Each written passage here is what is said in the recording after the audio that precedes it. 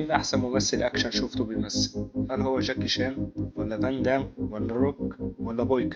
في الفيديو ده هستعرض معاك أحسن ممثلين أكشن من وجهة نظري، بس قبل ما نبدأ ياريت تصلي على النبي في الكومنتات. لو أنت مش مشترك اشترك في القناة عشان يجيلك كل جديد. يلا بينا.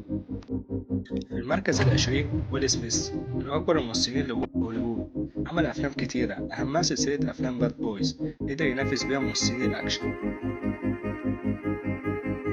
في المركز التسعتاشر بروس ويلس، من أفضل ممثلين الأكشن اللي جم في فترة التسعينات. عمل أفلام أكشن كتيرة أوي، أهمها طبعا سلسلة أفلام دي هارد. المركز التمنتاشر كريس هيمسورث، الممثل الأسترالي اللي عرفناه بشخصية سولا، قدر بعدها يقدم مجموعة أفلام أكشن قوية جدا، ويبقى مستقبل الأكشن في هوليوود. من أهم أفلامه سلسلة أفلام إكستراكشن.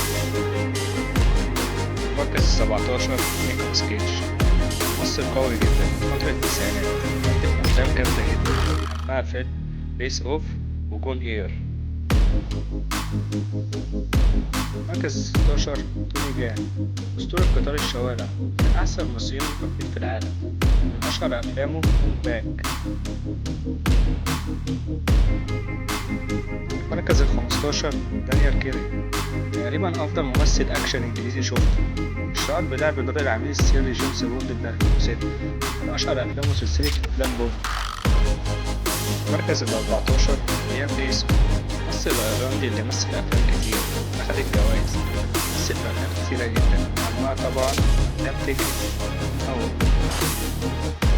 المركز التلاتاشر ستيفن سيجال، مؤلف الفيلم بتاع رانكين، كان أبرز نجوم فترة التسعينات، عمل أفلام كتيرة منها فيلم ماركت بروجريس وأمون ذا لو. المركز الاتناشر سيلفستر ستالون، فينا معرفوش اللي ظهر في السبعينات، أفلام روكي الشهيرة، مقدم لنا أفلام كتير مع سلسلة أفلام رامبو ذا إكسبندبلز. المركز الحداشر شاكي، برضه ممثل السوري، ظهر في فترة الأدوار الشهيرة مع أحمد شوقي، ويروح بعد كده في هوليوود. أشهر أفلامه داني ذا دور وذا وور. المركز العاشر دينزل واشنطن، ممثل قوي جدا وصاحب كاريزما، عمل أفلام كتيرة أهمها سلسلة أفلام إيكولايزر. المركز التاسع دوين جونسون، أو الروك زي ما احنا عارفينه، قدر الروك يفرض نفسه على الساحة، من أهم الممثلين برضه، من أعلى أجل، قدم أفلام كتيرة أهمها سلسلة أفلام فاست فيريوس. المركز الثامن فان دام، ممثل بلجيكي قوي جدا، ظهر في الثمانينات، اشتهر بفيلم كتير ورشاقة العالية، أشهر أفلامه أرض وتايم. المركز السابع سكوت أدكنز أو بويك، ممثل إنجليزي قوي جدا، أفلامه فيلم قتال الوحشية، من أشهر أفلامه سلسلة أفلام بويكا وأندسبوتد. المركز السادس توم كروز، من أكتر ممثلين الأكشن اللي أنا بحبها، قدم أفلام كتيرة أوي أهمها طبعا سلسلة أفلام ميشن امبوسيبل الشهيرة.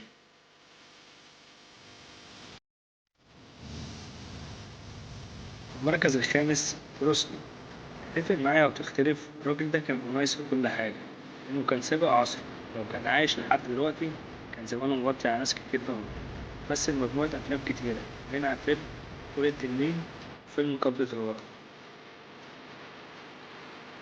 المركز الرابع جاكي شان، أكتر ممثل أكشن في فنون القتال، أسلوبه الغريب في الارتجال، حركات البهلوانية، من أشهر أعماله سلسلة أفلام راش أور.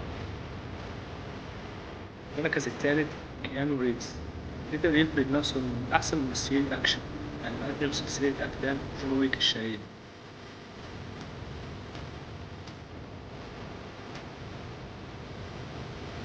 المركز الثاني فان ديزل، من أهم ممثلي الأكشن في آخر 20 سنة، قدم أعمال كتيرة جدا وأهمها طبعا فاست فيروس المشهورة. وفي المركز الأول طبعا بدون منازع جيسون ستيتم، جيسون من أفضل ممثل أكشن شوفته في كل حاجة، ما بين فنون القتال ضرب النار والعربيات والفورمة البدنية، ده بالنسبة لي رقم واحد. ومن أهم أعماله ترانسبورتر ذا ميكانيك، دول يراز القائمة اللي أنا عملتها، كان يستحق يكون موجود في